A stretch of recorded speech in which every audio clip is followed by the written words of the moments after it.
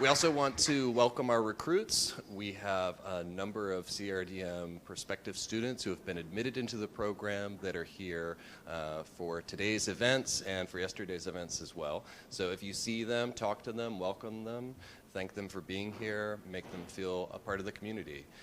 Thank you to all of the faculty and the students that are here, as well as the folks online, and a special thanks to Scott Campbell and Jeffrey Boase for coming to speak and share their work with us. So without further ado, I'm going to hand it over to Adriana. Thank you again.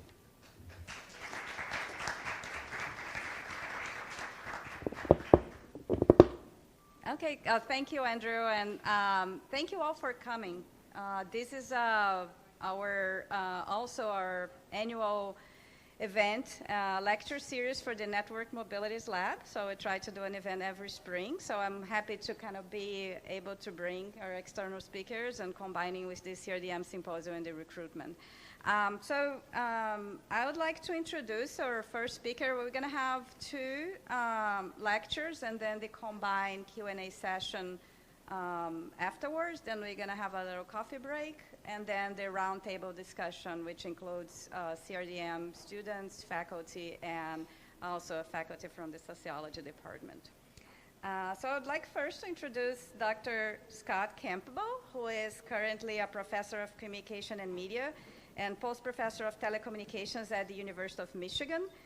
Starting next academic term, he will be professor and Reinhardt Chair in Mediated Communication at Ohio State University School of Communications. His work bridges scholarship in political communication, media psychology, and communication technology to examine the conditions under which mobile and ubiquitous connectivity shapes uses and consequences of media in everyday life. Before joining Michigan, in 2005, Dr. Campbell was an assistant professor at Hawaii Pacific University and earned a PhD in communication studies at the University of Kansas. Prior to academia, he worked with IBM and for Sprint PCS, where he helped launch the first national 2G wireless networks in the United States. So, welcome, Scott, and thank you for coming. Thank you. Thank you for the introduction, and thank you to everybody for your hospitality. I'm not seeing that screen. I might need some. I'm sorry, we are trying to do like a crazy hybrid. I don't have the same images up here, so I don't know how to accept that. Okay. I have. Oh, here. Thank you. Okay, so actually my title is getting cut off. Can you hit the OK button? Did you just navigate it up there? Yeah. All right, can I move this thing? Let me see. Yeah. Oh, it's going to be somewhere. Oh, yeah, that's fine. Just do that. Okay. So the title of my talk today is about technosocial. Oh, I also want to thank you for your hospitality, by the way, and bringing me in, to everybody, not just for the introduction, but for hosting me. Okay, so the title of today's talk is Technosocial Spatial Configurations in the Changing Media Environment, and I'm particularly interested today in talking about awareness of media, the extent to which awareness is recognized as important in communication scholarship, and the extent to which awareness is under-conceptualized and under-theorized. So everybody agrees that it's important, but we're not having very in-depth conversations about what awareness is.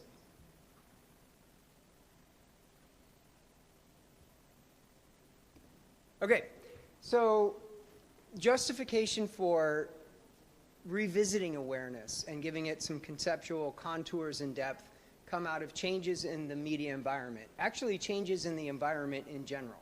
As human beings, we've always had to be aware of and adapt to our environment in order to evolve and survive. And the environment has changed dramatically for humans in recent years. One of those changes is that we're now fully connected as we move through space. So the uptake of mobile media and communication was something fundamentally different for human beings. We're, in a way, catching up to the animal kingdom If you look at whales, dolphins, birds, all kinds of animals rely on mobile communication for survival, for navigation, for eating and hunting, for mating.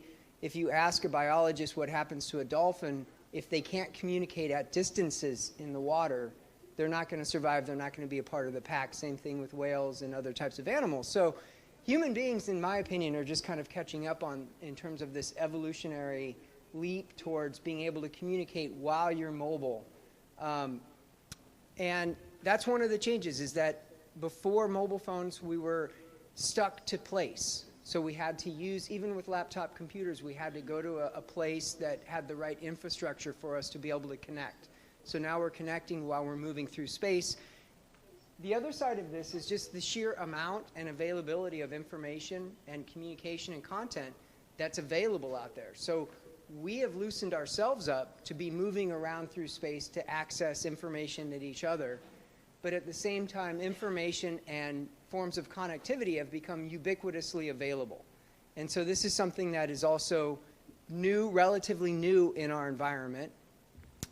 And as a result, we have new spaces of connectivity.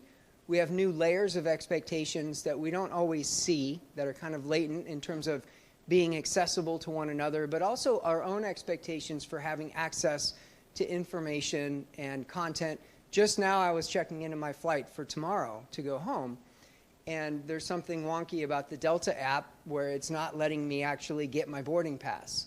That's fine, I'll deal with it tomorrow, but it bothered me a lot, and it's an illustration of the expectations that we walk around with now to have access to everything, and that's something fundamentally different. So I think that you put all of these things together. There's obviously a lot of other changes going on in environment with climate change and stuff, but these particular changes are adding new layers of complexity and configurations to our daily life. And my argument is that we need to become more aware, that we simply need to become more conscious and aware of what media is and the different dimensions of media if we're going to successfully adapt to our new environment the way that humans have always been trying to do. Okay, so there's two components here. One of them I'm going to talk about in more depth today, which is media awareness. The other component that I'm very interested in is media literacy.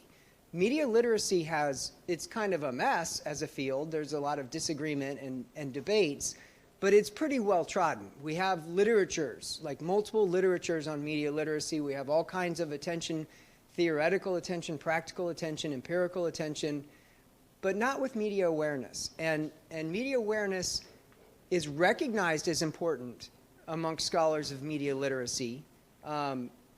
They point to media awareness and say, you know, it's important, but it's not literacy. So if you look at the literatures on media literacy, there's actually been studies of scholars of media literacy asking them what do they think are the components of literacy. The components of literacy, which I'll get to in a little bit, just a preview, are basically knowledge, skills, competencies, and critical thinking. These are the things that we do and we think about from a critical perspective. Awareness is something different, as I'll talk about here. It's not regarded as part of media literacy. It's regarded as kind of like this separate thing that's important to it. But like I said before, everybody points to awareness and says, yeah, it's really important to be aware, to be conscious, but they don't really unpack what awareness is. And so that's what I'm trying to do today. And the ultimate argument I'm making is that if you combine awareness of media with literacy of media, that you end up with media intelligence, which is a new idea that I've got, and I'll come back around to this one as well. Okay, so the need for media awareness. Let me just kind of lead up to why it's so important to spend more time thinking about awareness of media. First of all, media habits are in full bloom. There's entrenched literatures on habits. Habits refer to things that we do regularly and frequently, but without thinking much. In other words, without awareness. That's what a habit is. It's just doing something naturally without being aware of it, like brushing your teeth. You don't think about each and every little scrub motion that you make while you're brushing your teeth. That would be inefficient. So habits aren't necessarily bad. They can be kind of good, right? But it's an example of how we have things that we do that we don't put much thought into it. Our brains are going to other channels of awareness while we're brushing our teeth and doing other habitual things. Now, there's been a lot of research on media and habits well before cell phones. Robert LaRose had a theory of media habits, and he was talking a lot about television and the way that people automatically pull out the remote control to change the channel when an ad comes on, and they're not really thinking. The research on media habits actually suggests that over half of all of our media use is habitual. This was even before mobile phones and social media. Now we get to the era of mobile media and social media, and there are changes to the way that habits are enacted. So habits traditionally have been cued by, or I should say triggered by stable cues. Like if you're in a TV setting, it's kind of usually the same kind of setting and the cues are stable. Usually when our habitual behavior is triggered, it's something that's pretty regular and stable. Mobile media is unique because it makes the cues that trigger habits much more fluid. The cues are embedded in our environment as we move around. The cues can come within us if we have an idea or a thought or an emotion. Automatically pulling out the phone is something that happens. The other thing is that's really interesting is there's some new research going on right now that suggests that actually people can develop different habits when they're moving through space than in locations. And this applies to mobile phone use. I have some colleagues at Ohio State, where I'll be going soon, that are studying the habits with mobile phones, and they're showing that as people are en route, they have different habits than when they're in locations. So mobile media has opened up a whole new realm of habits, and habitual media use is more common than ever with mobile media. It's so embedded in who we are. So habits are definitely in full bloom, and I'll just say basically that that on the other side of habit, of automatic processing, is awareness, is consciousness of what we're doing. So this is kind of one of my entry points into why awareness is so important. The other thing I'll just mention is that our environment is just getting increasingly complex, and it calls for more awareness. We have, as Adriana's written about, hybrid spaces that we're creating. We're creating digital physical spaces as we use technology for social purposes while we move around. We're creating hybrid spaces. This is something that is more complicated than if we're just online or offline, which is how people used to view space, as these separate spaces. But we're actually occupying hybrid spaces that are physical and digital in nature, and we're actually constructing those through our own uses of technology. So it's complex. The other thing is that media are becoming increasingly complex themselves. And as I'm going to turn to in a moment here, media are configured with technology, with our social norms and expectations and relationships, and also increasingly with the spaces that we're moving through.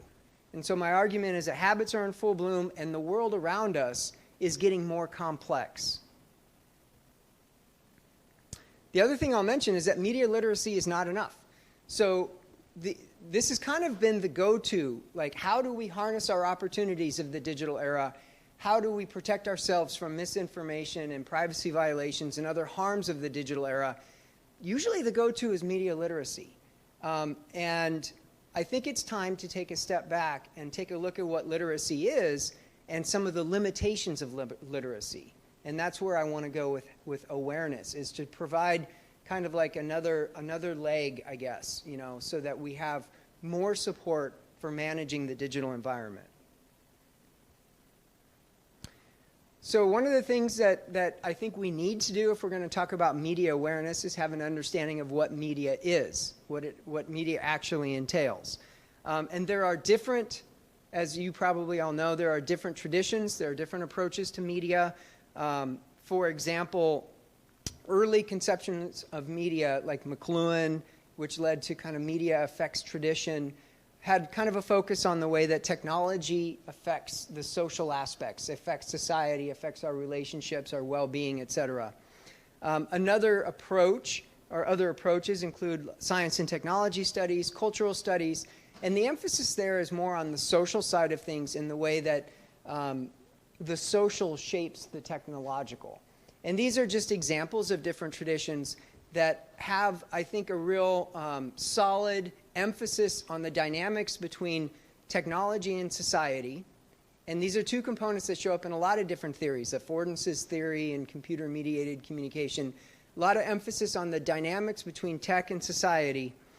And other traditions like materialism are pretty balanced.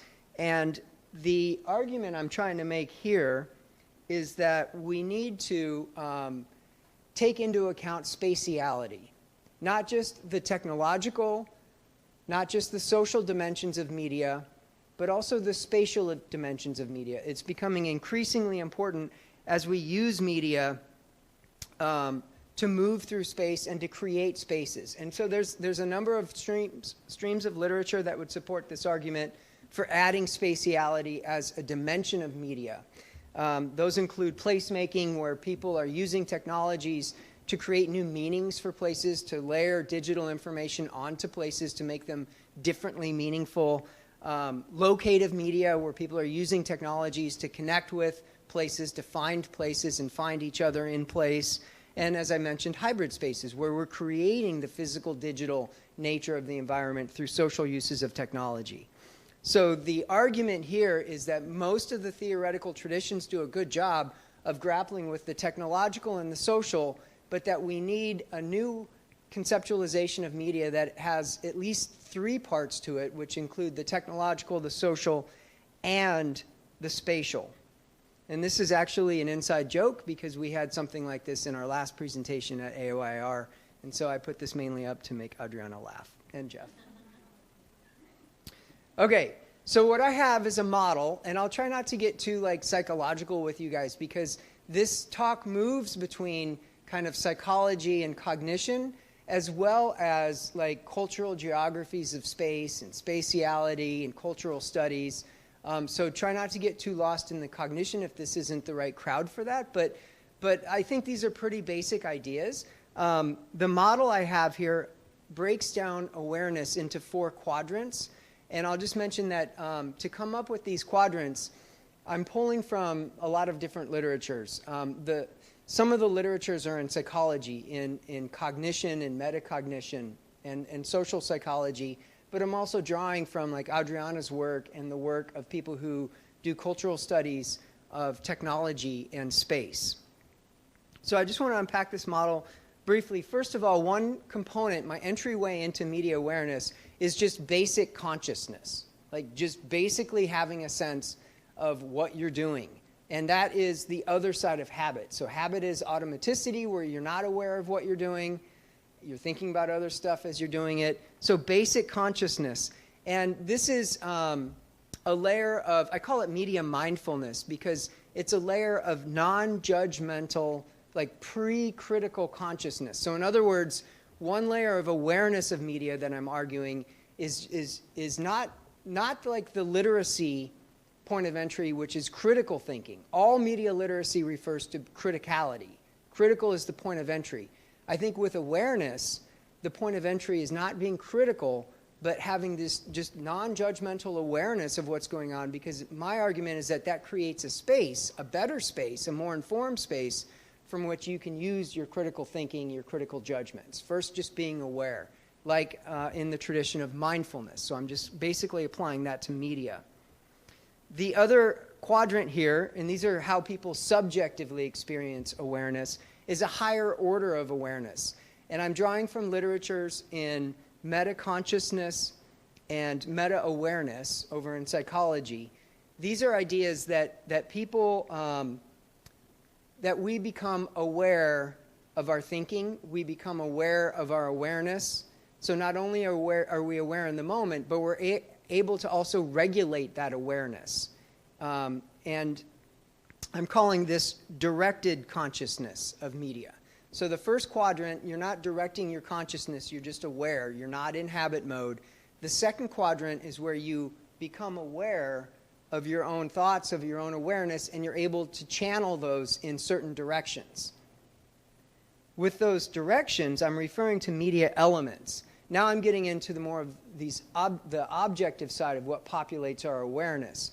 My argument is that our awareness of media during media experiences of media includes elements of media. And this is actually drawing from literature. Media elements have been written about.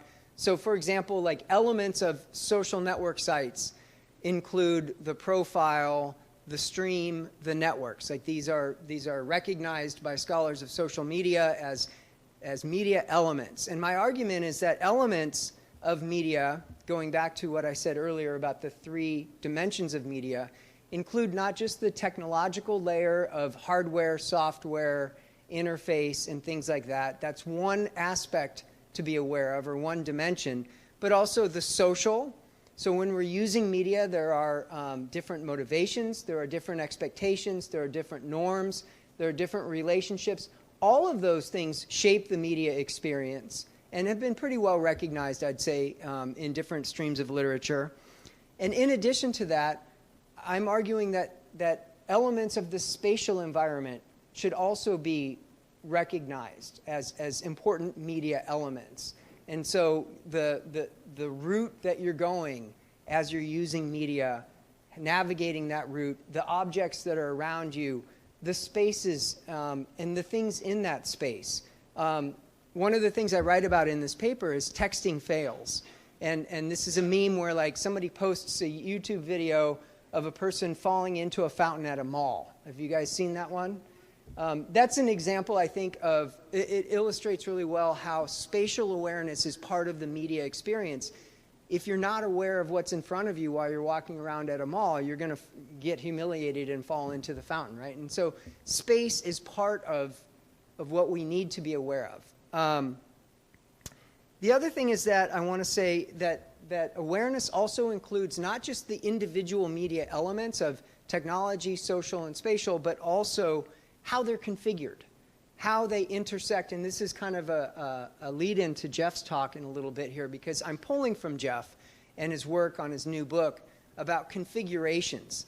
And I think that media, being aware of just individual elements is great, but that only gets you so far. That's not necessarily going to protect you from the texting fail if you're not fully aware of the way that the technology is configured and the relationships are configured with space.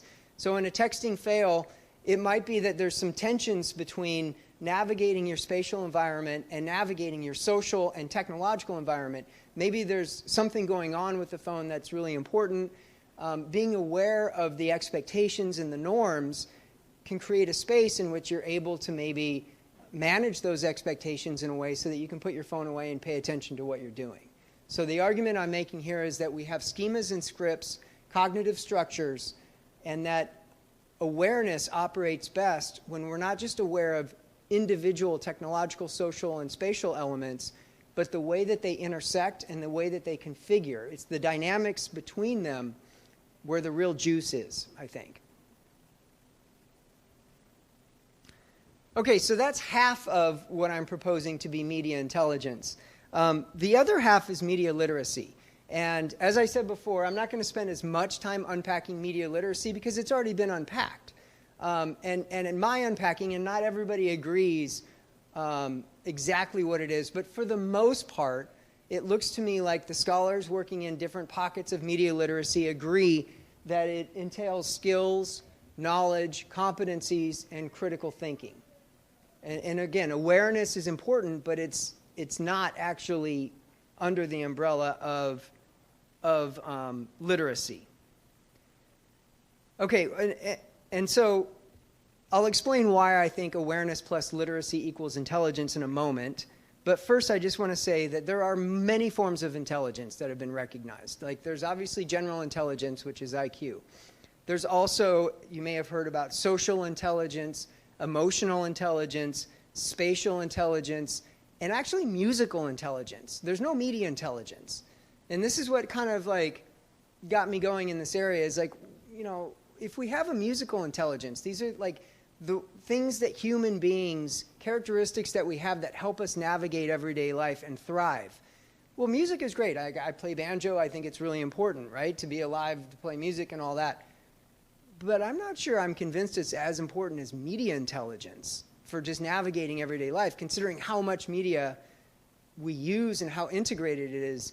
And I was surprised that there's no media intelligence out there. So that's what I'm working on right now. And here's what I'm noticing. I'm doing kind of a deep dive into the intelligence literatures. And my reading of the intelligence literatures is that all of the key concepts associated with these different forms of intelligence fall under two categories. And I'm calling them awareness and literacy. This is where I'm leading towards with media intelligence. So I pulled out a few examples here. Okay. I pulled out a few examples here. Social intelligence on the awareness side. These are concepts in language that map onto awareness, like being attuned to other people, feeling empathy towards other people. And then if you look at emotional intelligence, literally the language of awareness is used as half of that intelligence. Self-awareness, monitoring your own thoughts and feelings and actions. If we go down to spatial intelligence, awareness, perceiving and sensing space and objects in space, that's a matter of awareness. If we go over to musical intelligence, again, perceiving and sensing is what they talk about as the awareness side of that form of intelligence. Now, if you go over to the other side, the literacy side, the other forms of intelligence don't use the language of literacy. But the things that the concepts that comprise this side of intelligence map onto knowledge, skills, competencies, and critical thinking. Those are the elements of media literacy. So like social intelligence, presenting yourself, that's like a skill. Social influence, that's another skill or a competency we have. Moving over to emotional intelligence, managing thoughts, feelings, and actions, judging, problem solving, expressing, looking at some of the other ones, knowing, playing, composing, transforming, judging, knowing. This is all language that comes out of the literature on different types of intelligences. And all of these concepts map onto either skills or competencies or knowledge or critical thinking. So I see a clear, to me, parallel between other forms of intelligence and what I'm arguing is media intelligence. So on one side of media intelligence, we have awareness, which is those four components in my model that I presented: basic consciousness, directed consciousness, and on the objective side, elements of media, and the extent to which we cognitively are structuring those elements into configurations that are intersected with one another. And then on the right-hand side, critical thinking, knowledge, skills, and competencies. Those I didn't make up. Those are just what's in the media literacy literature right now. So this is what I'm working on, and what I'm hoping is that in the Q&A later, that I can get some good feedback on and ideas on how to really articulate, this is what I'm working on, I think, is how to really articulate awareness of the technological, the social, and the spatial, and the extent to which they're configured. I've got some scenarios where, the texting fail, where I try to unpack different elements and how they're configured and the ways that awareness would help somebody in that situation. I've got other examples from the Global South, like a migration journey, and how you need to be aware of your spatial environment as well as what's going on with the technology and the expectations surrounding it to safely make the journey. Technology plays a major role, I'm finding, in my work on migration journeys. And so I'm getting there, and I think the ideas are here, but what would be helpful to me in our Q&A later is maybe to help me get around to better articulating how we are and can be aware of these three different dimensions and how they're configured. And with that, I'll just say thank you. Oops.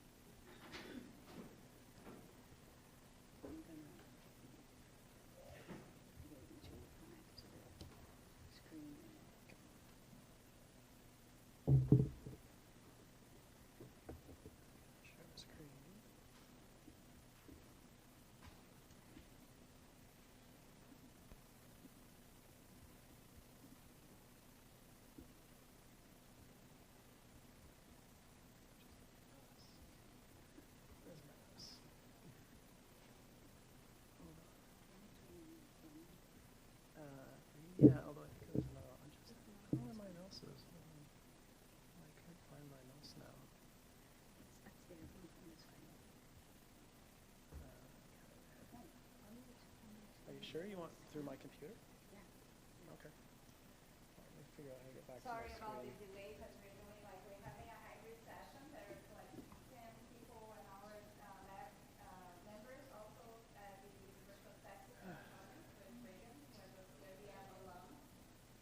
So just making sure that the technology is working. Yeah, this is not. I couldn't find my mouse there, so I'm just. So it's on mute. Okay, that's better. That's better.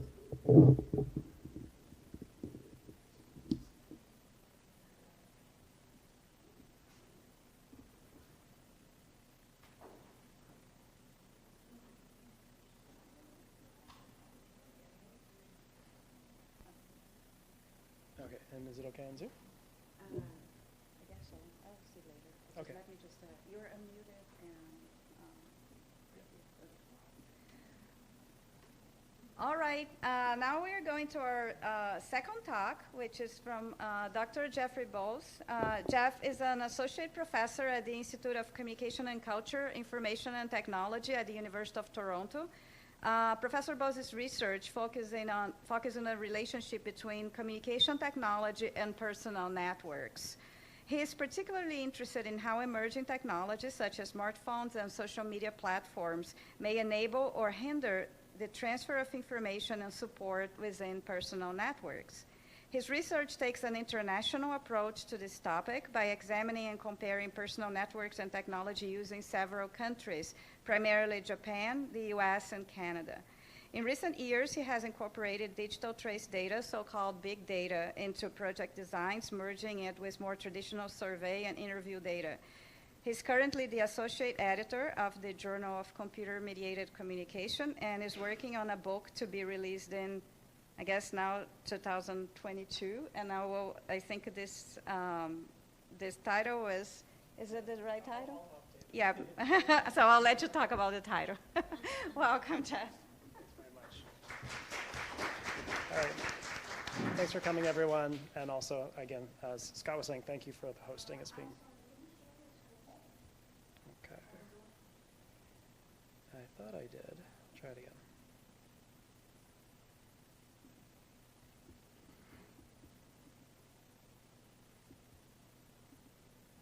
Is that working? Yes. Okay, good. Okay, and thanks again for the hosting. So, I'll try and make this relatively short and sweet. The title talk, of course, is Social Reflexivity in the context of constant connectivity, and it's based on a book that actually was just accepted last week for publication through Oxford University Press. Thank you. It's been a while, because I signed the contract just before the pandemic, and I had 2 kids who were at home all the time. So it's been a long journey, but it's really nice to have some closure and to finally present on it and say that it's been accepted. The book's called The Digital Bind, Constant Connectivity and the Reconfiguring of Family, Work, and Friendship. And so basically what I talked about today is social reflexivity in the context of, again, this constant connectivity, which really I think is part of these larger sort of changes, both societally and technologically, which have allowed us to sort of develop new practices of connection in different contexts. Okay. I can't change the slide now. Wait. Oh, there we go. Okay, good. So I guess one thing that is critical for my work is sort of thinking about the mobility and so on. That's really a central focus of my work. And so basically what I want to do is think about the mobile not just in terms of the technology, but how it sort of is part of a larger social context. And really want to think about the framing of these technologies in this kind of way. So for me, it's, again, moving beyond just thinking about the devices. And when people think of mobile phones, they first think of movement, right, as the word implies. And movement, of course, allows for interactions across different spaces and places. And that, of course, then is really related to the kinds of social interactions we're having in these different spaces and places, right? This is an example. In this particular space, in this place, we have a way of interacting with each other, an understanding of how things work, and so on. And that will drastically change when we go into the reception and so on. But of course, when you think of this way, this leads to also this issue of temporality, which is to say that if you can be connected in different spaces and places, particularly through mobile devices now, that opens up the possibility of constant connectivity. And so the question is, how do we navigate constant connectivity? How do we make it work, right? And what are ways in which sometimes it fails as well? And so that's really sort of the focus of what I want to get into today. And put it another way, what are the social implications of this constant connectivity? So I developed what I'm calling a configuration approach. This is a focus in the book. And I think it's a framework that can be helpful to understand these relationships between the technology and people, and also eventually places. And so the word configuration applies when we first hear it often how technologies are set up, right? Sort of the rules in terms of the code, the hardware arrangements that allow things technologically to sort of work in particular kinds of ways. And I also think actually relationships in the social world has its own configurations. We have our own understandings, our own rules of how we ought to act. Here's an example where I'm speaking, everyone's facing me, I'm the one speaking, no one else is facing, right, speaking. We're configured in this space. And of course, the space itself is configured in this way. The chairs are pointing this way, I'm pointing that way, and so on. Not to mention we have technologies in this space that are also configured in certain ways for the microphone, and complexly configured, as we found out with Zoom, right? So this approach is really a way of thinking about multiple configurations, right? All happening at once, and how individuals will navigate them, and that's where social reflexivity comes in. So this idea that the social world is configured is not new. I draw on work by Anthony Giddens, who's a sociologist. I come from sociology, so it's familiar to me. And Giddens sort of points out that what he would call structure, I'm calling configuration. He points out that as humans, we have rules, right, and resources. And sometimes that seems contrary to the fact that we have agency. But Giddens makes the case that, in fact, agency and structure, or agency and configurations, are basically the same thing. Because as we are acting, as humans, we are sort of deciding if we want to choose to enact and reenact these rules, right? You all have agency now. Any one of you could stand up and walk away. But you're choosing to enact the rules of this situation, this context. So agency and structure are, again, kind of the same thing. And in order to sort of carry this out, we have this process of a mental process, which is where we connect with Scott, of reflexivity, right? It's this process of monitoring what's happening, having an awareness of what's happening, and considering different kinds of social actions and carrying out specific actions. And so, of course, when we have situations where people reflexively decide to reenact existing rules, then structure is maintained, configurations are maintained. When they decide not to reenact them, then there's disruption, there's disorder, there's conflict, and so on. And so I actually, so I'm connecting this again to technology. I think technology also has this combination of agency and structure, right? So this is a critical point, because sometimes people, as Scott was saying, might point to technologies and say, okay, well, the media, the technology stuff is causing all these outcomes. It's the sole cause of certain things to happen in certain ways. Other people might say, well, no, it's sort of the social context in which it's used and so on. And what I'm pointing out is that, again, there's this sort of combination of agency and structure. The way technologies are configured, the rules, again, the software, the protocols, the hardware arrangements are really the structure, and then the agency is when it's actually running, when it's actually working. And it doesn't always work as we expect, as we know. Things crash, things go haywire, things go unexpectedly, but that's also the same thing in the social world.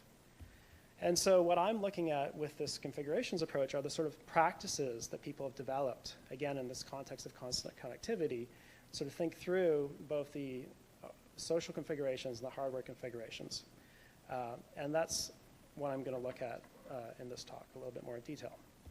So to put that differently, one of the main questions is, what are the social and technological configurations that enable and constrain communication practices in the presence of constant connectivity? And then a further question I'll talk about in a minute is how we reflexively sort of navigate those things. So I just want to give a little bit of context, and again, I come from sociology, so there's a lot of literature out there on sort of making the case that there's been an increase in social complexity over time, and that complexity is to do with social configurations. And so just briefly, I'm going to really rush through this. We can always talk more in detail if it interests you.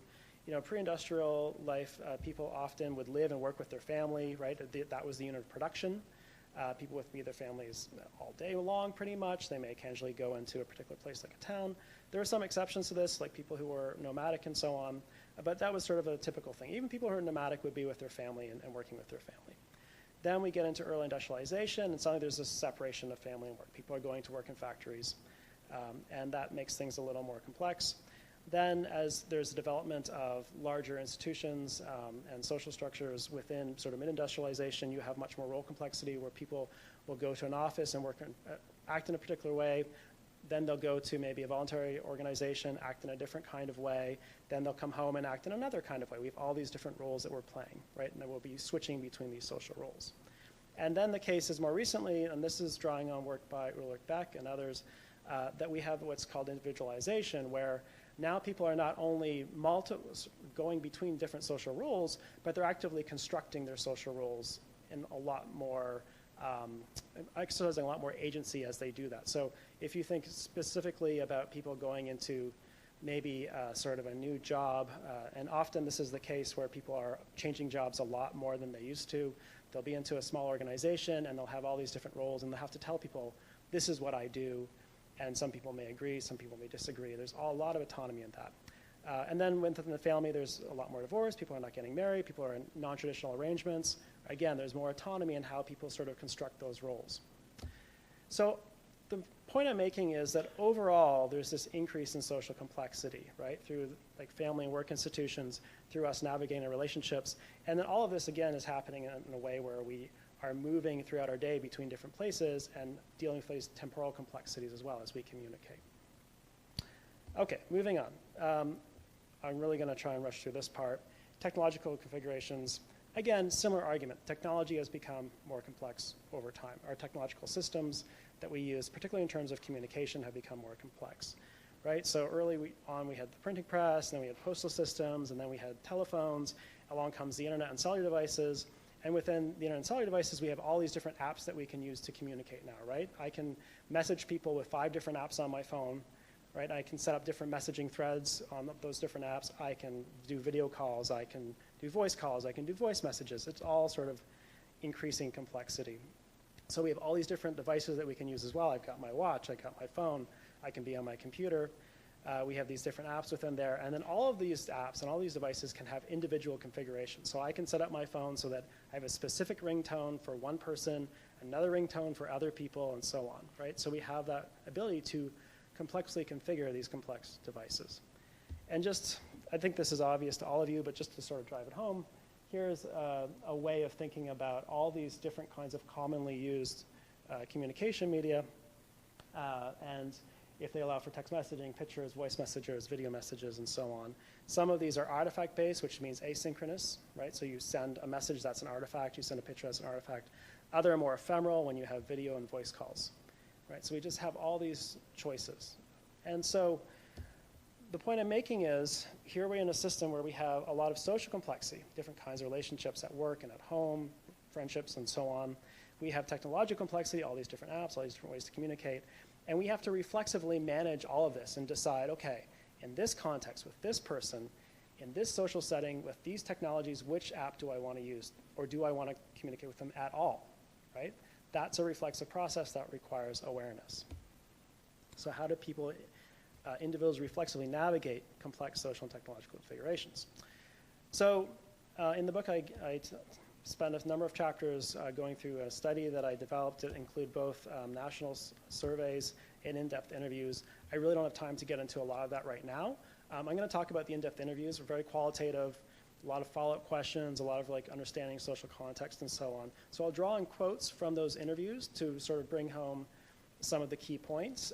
And if you're more interested in the other parts of it later, we can talk about that.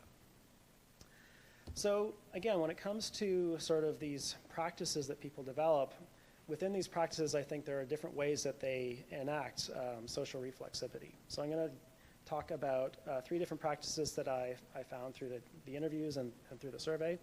One is what I'm calling media situatedness. Another is the division of media. And the last is temporal boundaries. So I'm going to talk about each of these in turn. Media situatedness. So here's a quote that hopefully gets at this. I call my mom because she sucks at texting, but at work she's always has her Facebook open, so it's easier to send her a message through my laptop on Messenger.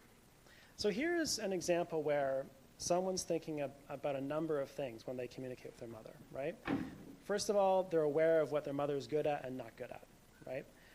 they're aware that probably she's not going to respond to a text. But in the context of work, when she's in this institution, and keeping in mind that a mother-son relationship is also institutional, but when she's at work, in that context, she has her Facebook open, right? And so it's going to be easier to get her that way, and also maybe not to interrupt her. It would probably be inappropriate in her workplace to receive a phone call, and so on. So there's all this awareness of the sort of social situation, the nature of the relationship, and on top of that, the different media options available, right? So there might be a preference for texting, but also there's awareness, oh, I could also message her through Facebook, which is also a text message through different media, right? So there is an example of the complexity of social institutions, social relationships, and technological complexity as well.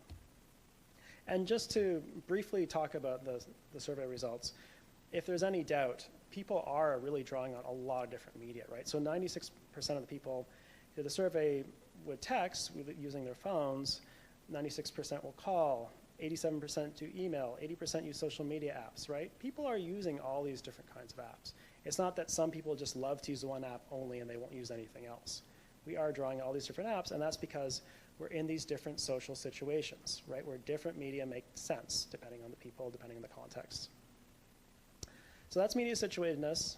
Another practice is what I'm calling the division of media. So here's a quote. Facebook is for family and friends and some neighborhood acquaintances. Instagram is a mixed bag. Twitter is mostly business. Snapchat is fun. I mostly use it for family and my one close friend, right? So here you can see that these different kinds of relationships through these different kinds of institutions like work and home, neighborhoods and so on, they're all on different media for this person. And it's not that this person would, with that one close friend, only use Snapchat. Of course, they'll see that person in person. They may call them occasionally and so on. But they nevertheless sort of have this division of these different social roles through these different media. And to some extent, that's reflexively chosen in a particular situation like, oh, you know, these friends, I don't want them on, you know, Instagram where my parents can see what I'm posting, right? I'll connect with them through Snapchat, right? So it's intentional often. And sometimes there's like a legacy where it was originally intentional and then people are just on that medium, you know, so all my friends from high school are on Facebook, and that's based on a number of choices we had back in the day, and sort of kind of perpetuates itself as well, right? And that's an example of how practices, when they're reenacted, create these social configurations. And the last thing to talk about is just temporal boundaries, which of course in the context of constant connectivity is a big deal, because if you don't have temporal boundaries, you won't be able to do a lot of things. If people didn't have temporal boundaries with me, I may receive like 5 or 6 phone calls during this talk. It would be very disruptive, right? Of course, I configure my phone such that it's on silent mode, so we have that option. But nevertheless, there needs to be typically some understandings of what's appropriate when it's in terms of communicating with people. So here's a quote. If I message my parents on WhatsApp, right, they don't have to read it right away. They can read it later on. They can reply later on. So here's a situation where someone's very much aware of what you would think of the configurations of the technology. He's thinking about what the parents want. In this case, one piece of information that's important to know is that her parents is living in Hong Kong, right? So there's an issue in terms of like spatial time zones. And I haven't talked about spatiality, but that's another thing that's consistent with this. I just didn't think I'd have time to get into it. And so, again, there's this awareness of the media, there's awareness of what would work for the parents, and you don't want to wake them up at night and so on. One of the things I didn't put here, but is also really important in the book, is how power really influences temporal boundaries, right? So there are examples, one example of an office worker, and she's working as an administrative assistant, and she's talking about her phone, and she's like, I hate that thing, because my boss makes me keep it on my desk and answer it whenever he calls, right? So she doesn't have the ability to enforce temporal boundaries and say, no, don't interrupt me, I'm doing something, because it's the boss. The boss has power, right? And so, again, power can really factor into what's appropriate in terms, or what people can get away with in terms of interrupting others in their temporal boundaries. Yeah, so just briefly to conclude, you know, we have this situation now where there's this technological possibility of constant connectivity. It's not for everyone all the time, but it's becoming a norm, an expectation, right, that you could be potentially available. And we also have a situation where we have complex relationships, institutions, as well as complex array of technological options available to us. And so it's through this where we have to reflexively decide our practices of connection, right? And in doing so, we then create patterns of interaction which become configurations of their own. And that's it. Thanks very much.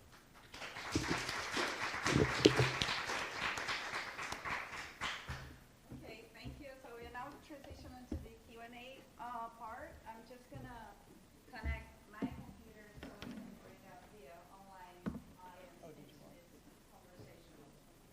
Oh, yeah.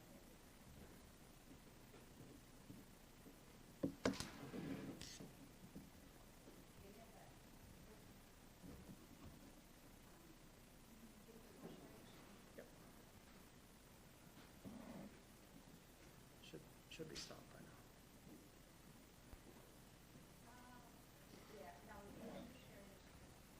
Zoom's not open on my computer, so maybe Zoom hasn't caught up too.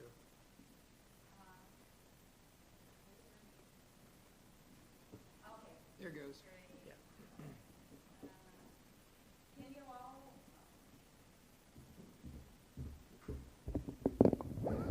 Yeah, we need to use this to record here. So. Can you all hear me over there? Yes? Okay. So I'm going to start. We have some questions online, but I'm going to start with the audience. Anybody want to? Okay, Jack, and please.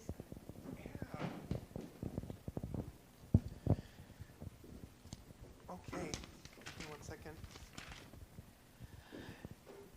Yeah, thank you both so much for your talk. I love how both your talks inform each other. I first have something to propose to Dr. Campbell. You were asking for examples of like how awareness and literacy can come together. Are you aware of speedrunning in video games? No. Yeah, so, some people play video games habitually. I can imagine they play them pretty much straight as the developers intended, but a lot of players find a lot of great fun in trying to complete a game in as little time as possible. And oftentimes this can come from exploiting glitches and quirks in the code that were playing the games in ways that are totally not intended. So like you're aware of like the community of speedrunning, the culture of speedrunning, and then you're aware of that you're going to do this speedrun, and then you do the different tactics, your backwards long jumps and everything, applying your knowledge of speedrunning to complete the game as fast as possible. So I just wanted to offer that up for you. Thank you. I appreciate it. Yeah. Oh.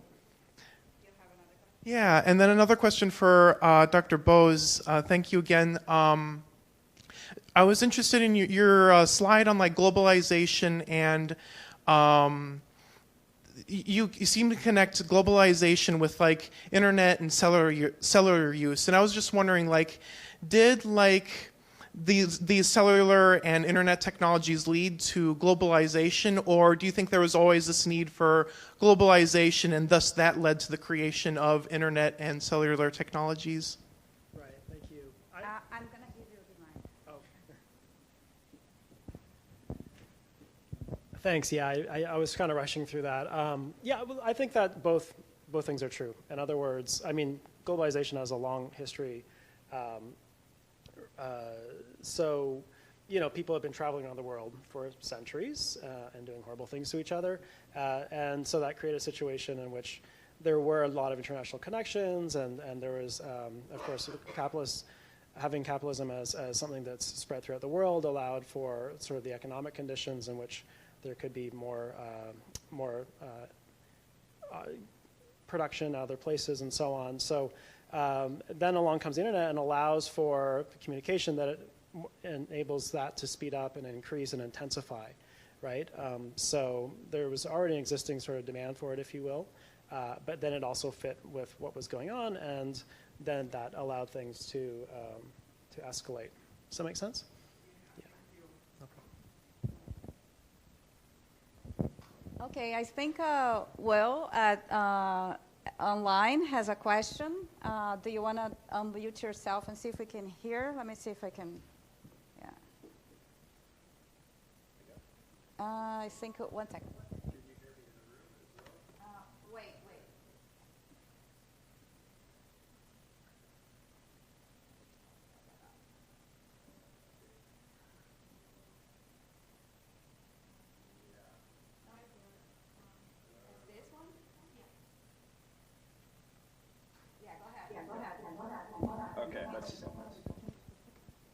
hear an echo on my side, but maybe not in the room. Okay, great. That's the strangest way I've ever started a question. But yeah, thanks, Scott and Jeff. I mean, I've heard your work as it's developed, and it's very exciting to see it continue to come to fruition. So as you both are very well aware, increasingly digital researchers are interested in not only connection and constant connection, but disconnection and voluntary breaks from media. And I know that some of this is part of your thinking, but I wonder, is disconnection for you the ultimate expression of mindfulness and reflexivity? Is it an anomaly? Is it an exception that you need to explain? Yeah, I'd be interested in how you see disconnection fitting into your frameworks.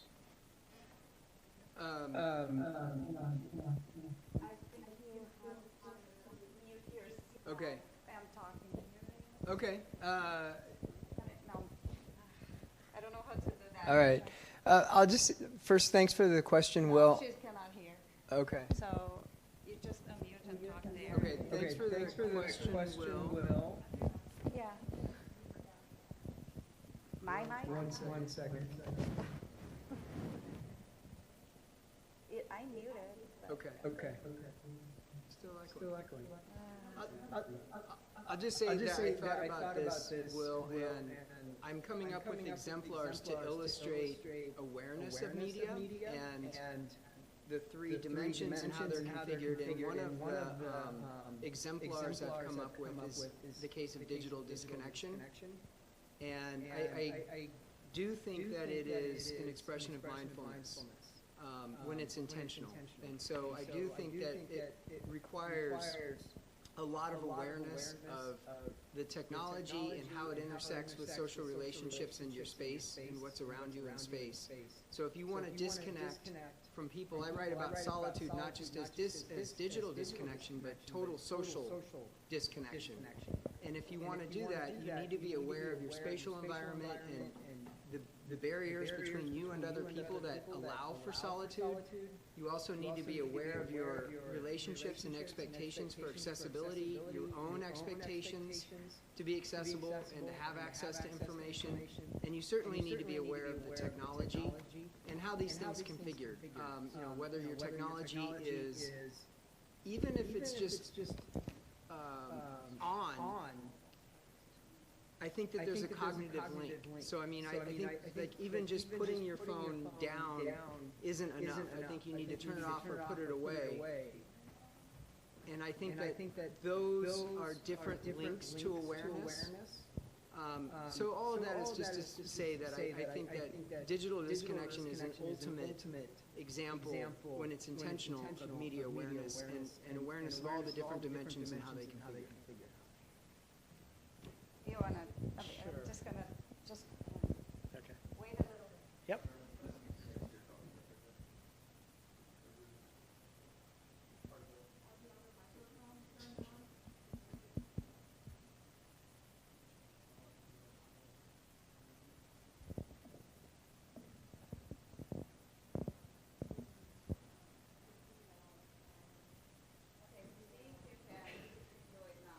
Okay. Yeah, that sounds good to me.